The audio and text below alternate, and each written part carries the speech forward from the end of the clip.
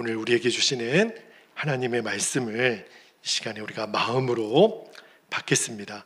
요한일서 2장 15절에서 17절까지 말씀을 한 절씩 교독하고 17절은 같이 읽겠습니다. 15절 제가 먼저 읽습니다. 이 세상이나 세상에 있는 것들을 사랑하지 말라. 누구든지 세상을 사랑하면 아버지의 사랑이 그 안에 있지 아니하니 이는 세상에 있는 모든 것이 육신의 정욕과 안목의 정욕과 이생의 자랑이니 다 아버지께로부터 온 것이 아니요 세상으로부터 온 것이라. 17절 함께요. 이 세상도 그 정욕도 지나가되 오직 하나님의 뜻을 행하는 자는 영원히 거하느니라. 아멘. 하나님 말씀입니다. 모두 자리에 앉겠습니다.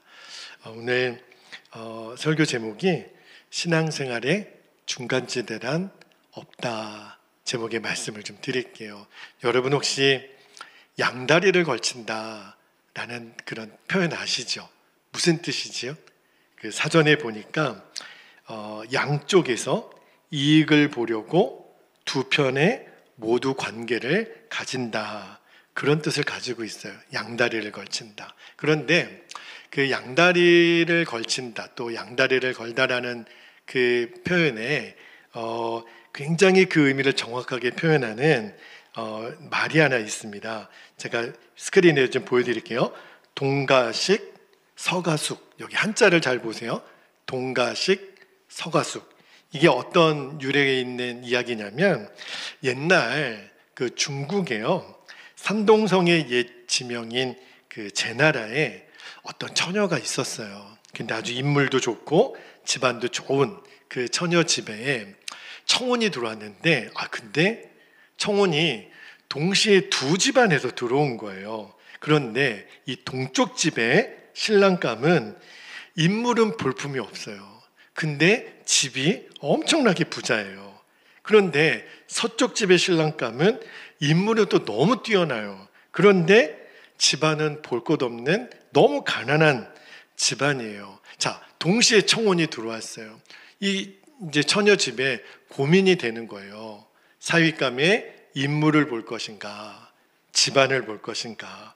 너무 고민이 돼서 이 처녀의 부모님이 딸에게 너는 어느 쪽 신랑감을 선택하겠느냐 이렇게 물었어요. 그랬더니 그 딸이 한다는 소리가 부모님에게 밥은 동쪽 집에서 먹고 잠은 서쪽 집에서 자면 안 되나요? 이게 그 뜻이에요.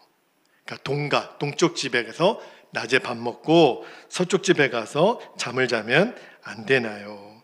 여러분 이 이야기를 들으면서 여러분 어떤 느낌이 드세요? 아이 참 꿈도 야무져요. 그죠? 이게 말이 안 되잖아요. 어느 쪽이든 친밀한 관계를 가지려면 한쪽을 선택해야 되는 거 아닙니까? 신앙생활도 똑같아요. 여러분 신앙생활에도 양다리를 걸치는 것은 불가능합니다. 다시 말하면 하나님도 사랑하고 세상도 사랑할 수 없는 거예요. 근데 현실적으로는 가능해 보이죠. 실제로 그렇게 신앙생활하는 사람도 있습니다. 양다리 걸치는 거죠. 교회도 양다리 걸치고 세상에도 다리 걸치고 하나님도 사랑하고 세상도 사랑하고. 그런데 여러분 자신은 그러면서 신앙생활을 한다고 생각할지 모르겠지만 하나님 편에서는 어떻게 여기실까요? 하나님은 그 믿음을 인정하지 않으세요. 오늘 설교 제목을 꼭 기억하십시오. 신앙생활에는 중간지대란 없습니다. 하나님을 사랑하든지 세상을 사랑하든지 둘 중에 하나예요. 자, 오늘 말씀에 15절을 볼게요. 15절에 보면 이 세상이나 세상에 있는 것들을 사랑하지 말라. 잘 보세요. 누구든지 세상을 사랑하면 아버지의 사랑이 그 안에 있지 아니하니. 그랬는데 여러분 우리는 이 세상에 살고 있잖아요.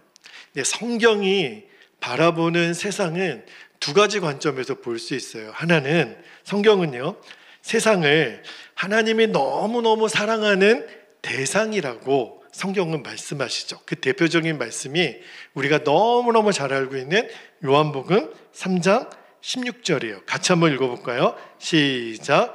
하나님이 세상을 이처럼 사랑하사 독생자를 주셨으니 이는 그를 믿는 자마다 멸망하지 않고 영생을 얻게 하려 하심이라. 그러니까 이 세상은 하나님이 사랑하시고 구원할 대상이에요. 자, 그런데 이 세상, 하나님이 너무너무 아름답게 창조한 이 세상에 마귀의 유혹에 넘어가 죄를 지음으로 지금 이 세상은 마귀의 지배를 받는 타락한 세상이 됐어요. 여러분, 이 타락한 세상은 하나님을 인정하지도 않아요. 하나님의 말씀을 무시하고 대적합니다. 지금 이 시간에도 정말 사람들 가운데 역사하여 어떻게 하면 하나님 앞에 예배하지 못하게 하고 자기 마음대로 욕심대로 살아가도록 마귀는요, 지금도 그 사람들을 미혹하고 있어요. 자, 성도는 두 가지 관점에서 이 세상을 살아갑니다. 첫 번째 관점은 하나님이 너무너무 사랑하시고 구원의 대상, 그래서 이 세상에 우리는 빛과 소금으로 구원의 복음을 전하는 합당한 삶을 살아야 돼요. 이게 첫 번째 자세지만 또 하나, 동시에 성도는 이 죄악에 물들어 있는 이 세상을 사랑해서는 안 된다라는 거예요. 하나님을 무시하고 하나님 말씀을 대적하는 그 세상 가치관을 따라가서는 안 된다는 거예요. 그러니까 하나님을 모르는 사람, 세상 사람들이 사랑하는 세상의 것을 우리 믿음의 백성들이 사랑해서는 안 된다는 거예요. 15절에 이 세상이나 세상에 있는 것들 그랬죠. 사랑하지 말라고 말씀하시는 그 이 세상이나 세상에 있는 것들이 이런 의미에서의 세상이에요. 자, 여러분, 이런 분이 있다고 한번 생각해 봅시다. 만약 하나님도 사랑하고 세상도 사랑하는 사람이 논리적으로 있다고 한번 생각해 보세요. 그러면 실제적으로 그 사람은 하나님을 사랑하는 사람은 아닙니다. 여러분, 어느 남자가 사랑하는 그 여자친구에게, 결혼할 친구에게 나는 당신을 너무 사랑해요. 그런데 미스박도 나는 너무너무 사랑해요. 그러면 여러분이 그 이야기를 듣는 자매라면 그 남자랑 결혼할 거예요? 안 할 거예요? 이런 미친 XX 따귀를 한테 날려주지 않겠습니까? 나랑 결혼할 사람이 미스박도 사랑한대요. 여러분, 그러면 나를 사랑하는 게 아니라는 거예요. 우리는 하나님도 사랑하고 세상도 사랑한다라고 말하는 거는 엄밀히 말하면 하나님 사랑을 안 하는 거예요. 그거는 하나님을 향한 모독입니다. 그죠? 여러분, 하나님의 사랑을, 하나님을 제대로 알지 못하면 하나님은 되게 욕심이 많으시네, 어떻게 자기만 사랑하라고 그렇게 말씀하시나, 포용력이 없는 분 아니야? 여러분, 그렇게 말하는 사람들은 하나님의 사랑이 정말 무엇인지를 몰라서 그래요. 여러분, 만약에 하나님이 우리를 그렇게 사랑하지 않으셨다면 우리가 뭘 사랑해도 무슨 상관이 있겠어요? 그죠? 여러분, 옆집 그 개똥이 아빠가 다른 여자를 사랑하고 안 사랑하고 나에게 무슨 상관이 있어요? 내가 그 사람 사랑하지 않는데. 그죠? 하나님이 우리를 사랑하지 않으셨다면 우리가 무슨 다른 사람을 사랑하거나 무슨 세상을 사랑하거나 우상을 섬기거나 하나님 마음에 그게 무슨 상관이 있겠어요? 그죠? 만약 그런 하나님을 보고 마음이 넓다고 말한다면 진짜 어린아이 같은 생각이겠죠. 혹시 여러분 중에도 온라인으로 말씀을 듣는 분들도 잘 들어보세요. 여러분도 혹시 하나님은 왜 이렇게 욕심이 많으셔서 하나님만 사랑하고 경배하라고 말씀하셨나? 그게 혹시 이해가 안 되십니까? 아니, 다른 종교는 그러지 않잖아요. 다른 종교는요, 그 10만 섬기라는 말이 거의 없어요. 다른 거 다 섬겨도 괜찮다 그래요. 여러분, 왜 그런 줄 아세요? 기독교가 다른 종교랑 다른 결정적인 차이가 뭔지 아십니까? 그들은요, 인격적인 관계가 아니에요. 이 세상의 모든 신들은 그 믿는 신과 따르는 추종자들 안에 인격적인 관계가 없어요. 그 말은 진짜 사랑하는 관계가 아니라는 거예요. 재물만 잘 바치면 되는 관계. 이게 세상의 우상과 종교의 실상이에요. 여러분, 하나님이 우리를 얼마나 사랑하는지 눈을 떠야 됩니다. 하나님이 우리를 얼마나 사랑하셨죠? 당신의 사랑하는 하나님에게 있어서는 전부와 같은 독생자 예수를 우리를 위하여 주셨잖아요. 그죠? 여러분, 하나님이 우리에게 원하시는 거는 내가 내 아들 독생자까지 너에게 주었으니 나도 너희들에게 그 사랑을 원한다. 우리가 예수님을 통해서 하나님의 사랑을 깨닫고 그리고 그 감격하여 내가 자발적으로 하나님을 사랑하기를 하나님이 원하세요. 그게 하나님이 원하시는 전부예요. 하나님은 와서 절을 해라, 뭐 몇천 배를 해라, 제물을 바쳐라, 뭐 뭘 해라, 요구한 게 없어요. 하나님이 원하시는 거는 그 사랑 하나. 여러분, 인격적인 관계, 사랑은 인격적인 관계다. 이 말의 의미가 뭐냐면, 여러분, 내가 누군가를 사랑한다고 한번 생각해 보세요. 내가 A라는 사람을 사랑해요. 그런데 그 A라는 사람이 나를 사랑하도록 만들 수 있습니까? 불가능해요. 그 사람도 나를 사랑하기로 선택해야만 나와 A라는 사람이 사랑하는 관계가 되는 거예요. 이거를 바로 인격적인 관계라 그래요. 그러면 내가 그 사람의 사랑을 얻기 위해서 할 수 있는 유일한 거는 뭐죠? 내가 먼저 그 사람을 사랑하는 것밖에는 없어요.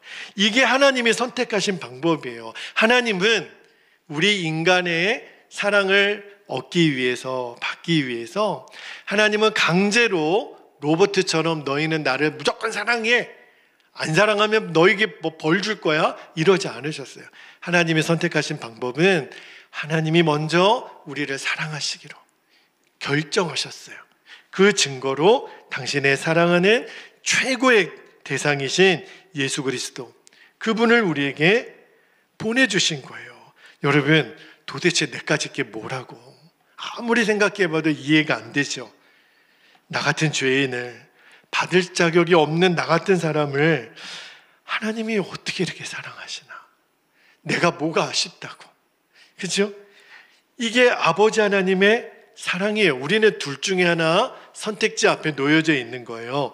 하나님의 사랑을 받아들이든지 하나님의 사랑을 거절하든지. 하나님의 사랑을 받아들이는 게 뭐예요? 예수님을 내 구주로 영접하는 거예요. 하나님 사랑을 거절하면 예수님을 거절하는 거죠. 왜냐하면 예수님 그분이 하나님의 사랑이니까. 그러니까 우리가 예수님을 영접했다라는 것은 하나님의 사랑을 받아들였다라는 거예요. 그러면 동시에 그것이 하나님을 사랑하는 것이 된다는 거예요. 이해가 되시나요?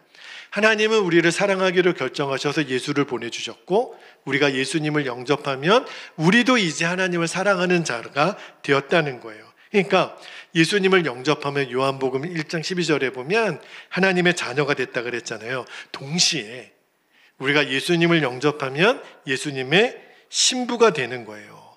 여러분, 신랑과 신부, 남편과 아내는요, 그 대상만 사랑하기로 결정한 것이 결혼식이에요. 그죠?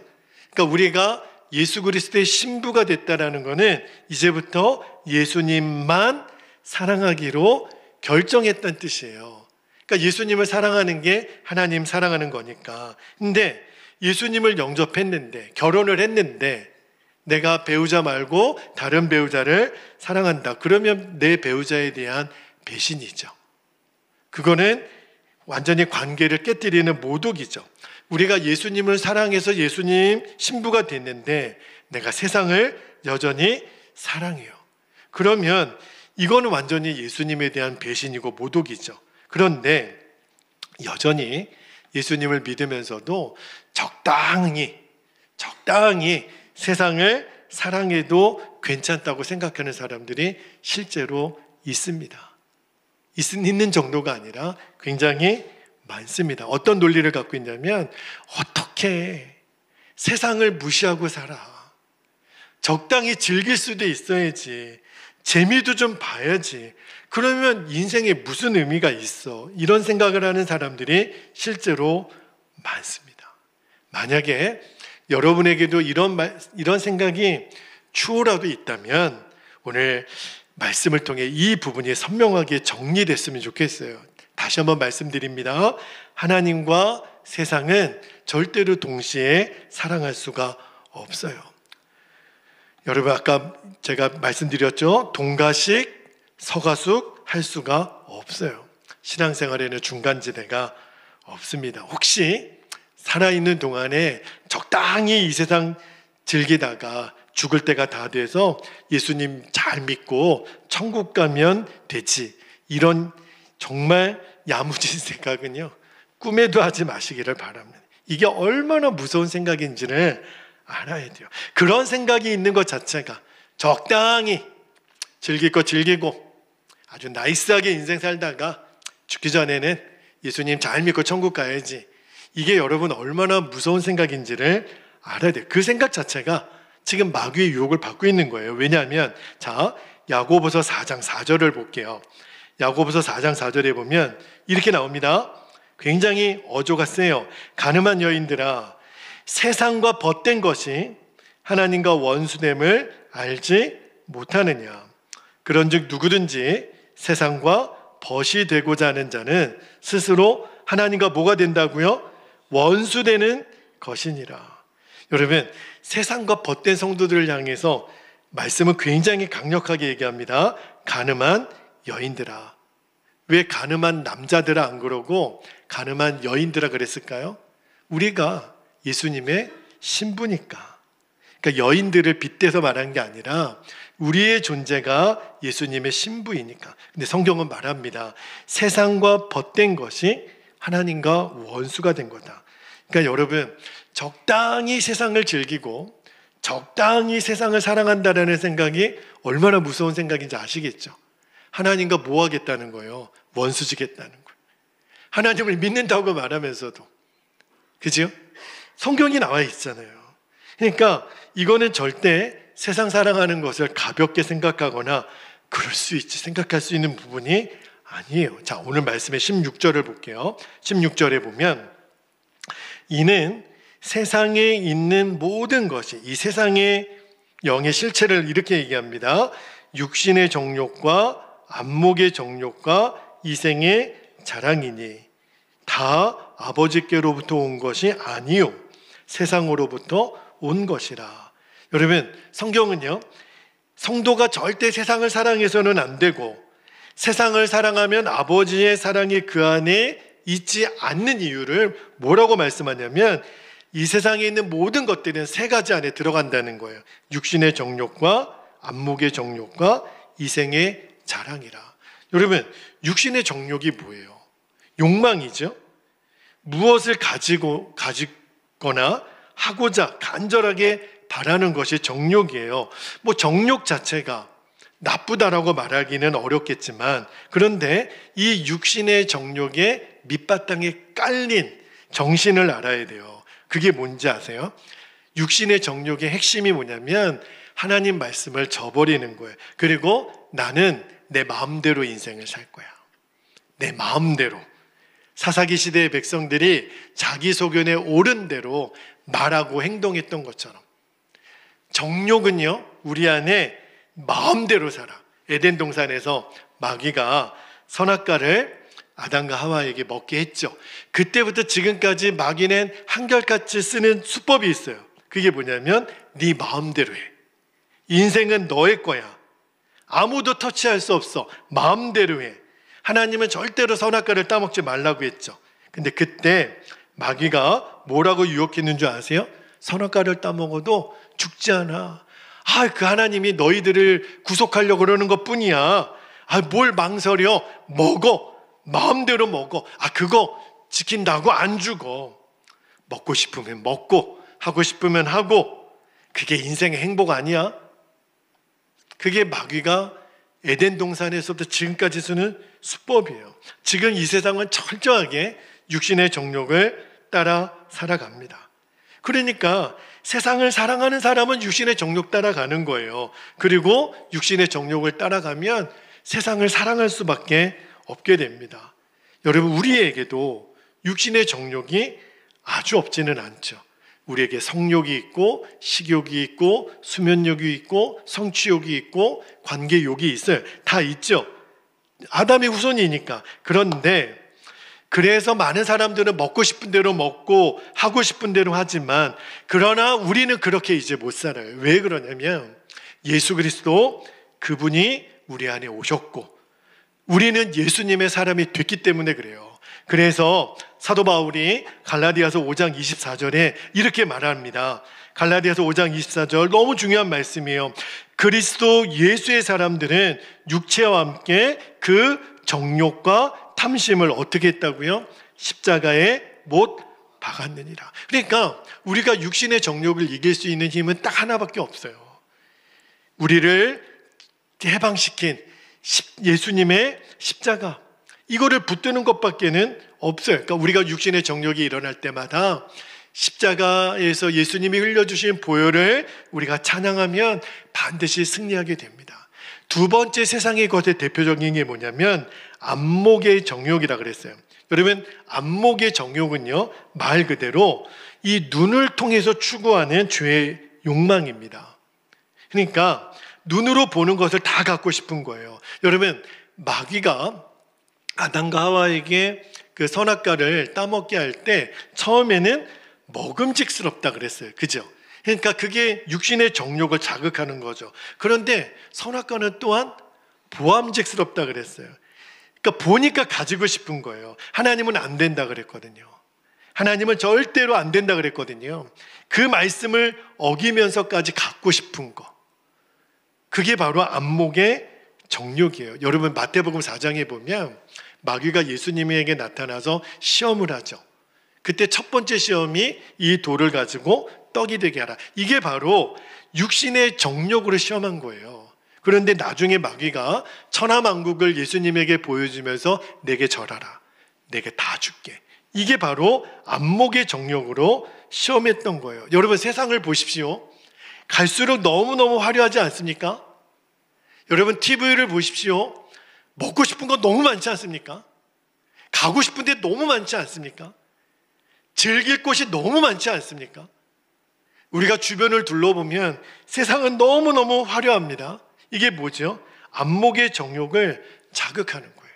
갖고 싶고, 내 것으로 삼고 싶고, 돈만 있으면 다 내 거로 삼고 싶고, 좋은 집, 좋은 차, 좋은 옷 다 갖고 싶고, 그거를 가지면 만족할 것 같고 행복할 것 같고 더 바랄 것이 없을 것 같고. 마귀는 그렇게 유혹합니다. 한다는 소리가 뭐냐면 내게 경배해, 다 줄게. 천하만국을 다 줄게, 내게 절해. 마귀는 계속 우리를 이 안목의 정욕으로 유혹합니다. 자, 조금 전에 읽었던 갈라디아서 5장 24절 다시 한번 읽어볼게요. 그리스도 예수의 사람들은 육체와 함께 그 정욕과 탐심, 이 탐심이 안목의 정욕이에요. 탐심을 어떻게 했어요? 십자가에 못 박았느니라. 육신의 정욕도 십자가로 이기는 거고 안목의 정욕도 십자가로 이기는 거예요. 그죠? 이 세상보다 더 크시고 영원하신 예수님을 바라보면 우리에게 이기게 된다는 거예요. 자, 마지막 또 하나, 이 세상의 것을 대표하는 세 번째 말씀은 우리에게 뭘 말씀하냐면 이생의 것을 자랑하는 마음을 조심하라는 거예요. 여러분, 누군가에게 잘 보이기 싶은 마음은 누구에게나 있죠. 여러분, 오늘도 교회 오시기 전에 거울 앞에서 내가 이렇게 머리도 좀 단장하고 화장도 하고 이렇게 나름대로 변장해서 오셨죠. 그죠? 왜 그래요? 그래도 오늘 만나는 목사님한테도 예쁘게 보이고 싶고 또 성도들에게도 멋있게 보이고 싶고, 그죠? 우리가 오늘 이렇게 꾸미고 온 마음의 동기는 좋아요. 그거는 문제가 없어요. 누군가에게 잘 보이고 싶은 마음이 나쁜 마음은 아니죠. 그런데 그 동기에 내 자신을 높이는 도구가 되면 문제가 달라집니다. 이생의 자랑이라는 게 뭐냐면 하나님이 마땅히 받으셔야 될 영광을 내가 가로채는 것. 그러니까 내가 하나님이 되고 싶은 마음이 바로 이생의 자랑이에요. 자, 여러분, 에덴 동산에서 마귀가 육신의 정욕으로 안목의 정욕으로 아담과 하와를 유혹했다 그랬죠. 그러니까 먹음직스러우니까 먹고 싶고 보암직스러우니까 갖고 싶고, 그 다음에 마귀가 아담과 하와에게 뭐라고 하는 줄 아십니까? 자, 창세기 3장 5절을 볼게요. 창세기 3장 5절에 보면 너희가 그것을 먹는 날에는, 잘 보세요, 너희 눈이 밝아져 하나님과 같이 되게, 선악을 알 줄 하나님이 아심이니라. 이게 뭘 내포하고 있는 거냐면 너희가 하나님이야. 너는 하나님이 될 수 있어. 너가 하나님처럼 될 수 있어. 이 마귀의 유혹을 듣고 나서요, 창세기 3장 6절 한번 볼게요. 6절에 보니까 여자가 그 나무를 본즉 먹음직도 하고 보암직도 하고 지혜롭게 할 만큼 탐스럽기도 한 나무인지라. 그리고 실제로 선악과를 따먹고 나서 아담과 하와 마음속에 하나님처럼 되고 싶은 거예요. 높아지고 싶은 거예요. 하나님이 받으셔야 될 그 영광을 내가 받고 싶은 거예요. 결국은 아담과 하와는 이 이생의 자랑에 굴복한 거죠. 그런데 하나님의 아들이신 예수님은 어떻게 하셨죠? 자, 빌립보서 2장 9절을 볼게요. 빌립보서 2장 9절에 보면 이러므로 하나님이 그를이 누구예요? 예수 그리스도를 지극히 높여 모든 이름 위에 뛰어난 이름을 주사. 여러분, 예수님은 원래 이런 영광을 받으실 분이신데 예수님이 스스로 이 영광을 취하신 게 아니에요. 예수님은 반대로 죽기까지 십자가에 낮아지셨어요. 그지요? 그러니까 예수님은 철저하게 이 세상을 살아가는 동안 이생의 자랑, 내가 하나님의 자리에 앉기를 거부하셨어요. 그런데 그런 예수님을 누가 높이셨다고요? 하나님이 높여주셨어요. 하나님이 영광스럽게 하신 거예요. 이게 바로 성도의 영광입니다. 우리는 하나님의 자리를 내가 앉으려고 하지 않고 하나님의 때가 되면 하나님이 그를 높이시리라. 그렇게 돼야 돼요. 인간적인 방법으로 머리를 쓰고 수를 쓰고 돈을 쓰고 권력을 써서 내가 하나님이 앉으셔야 될 그 자리에 앉으려고 하면 하나님이 오히려 그를 패하세요. 여러분, 이생의 자랑의 유혹을 우리가 어떻게 이기죠? 자, 갈라디아서 6장 14절을 볼게요. 이생의 자랑을 유혹을 이길 수 있는 유일한 방법은, 자, 14절에 그러나 내게는 우리 주 예수 그리스도의 십자가 외에 결코 자랑할 것이 없으니 그리스도로 말미암아 세상이 나를 대하여 십자가에 못 박히고 내가 또한 세상을 대하여 그러하니라. 제가 금요성령 집회, 수요 예배 때도 금요성령 집회 때 말씀드렸죠. 세상이 나에 대해서 죽고 나도 세상에 대해서 죽었다. 여러분, 우리가 십자가를 붙들고 있는 사람은요, 십자가 외에는 자랑할 것이 없다는 거예요. 여기 보면 십자가를 자랑하는 사람은 세상이 나에 대해서 죽었기 때문에 더 이상 세상이 나를 유혹을 못해요. 그죠? 그리고 나도 세상에 대하여 죽었기 때문에 이제부터는 내가 신앙생활을 오래 했다, 나이가 많다, 어디 고향이 출신이다, 내가 뭐 성도, 내가 어디 뭐 그 뼈대 있는 가문이다, 하여튼 자랑을 하려면 별별 게 다 자랑이 되더라고요. 그런데 이제 그런 것이 내게 아무런 의미가 없어지게 돼요. 왜요? 그런 나는 이미 죽었으니까. 그죠? 여러분, 만약 내가 뭘 했다면 하나님의 은혜인 거죠.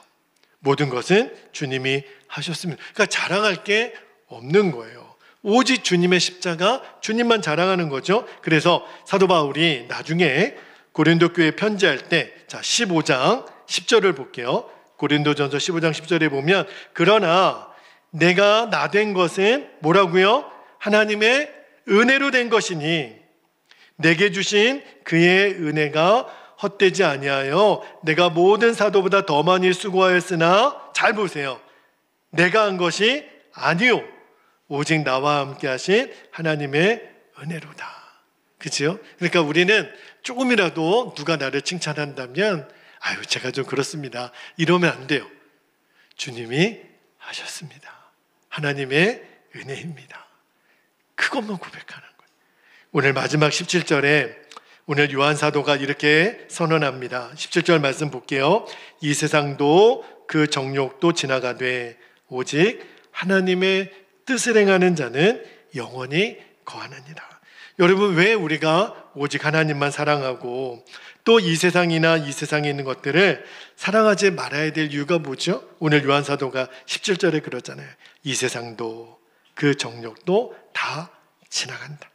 지나간다라는 게 무슨 말이죠?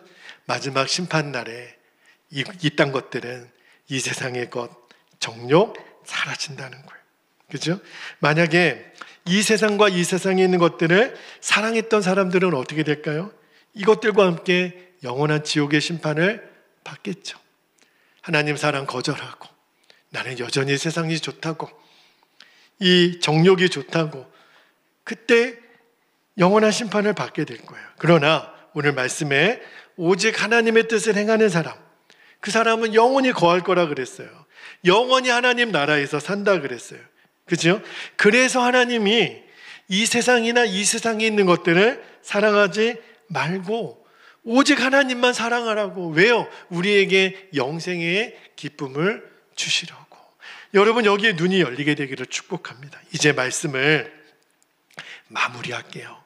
여러분, 육신의 정욕을 따라 사는 사람은 하나님 말씀이 아니라 내가 하고 싶은 대로. 그러니까 여러분, 이런 말 함부로 하면 안 돼요. 냅둬, 내 마음대로 할 거야. 굉장히 무서운 말이에요.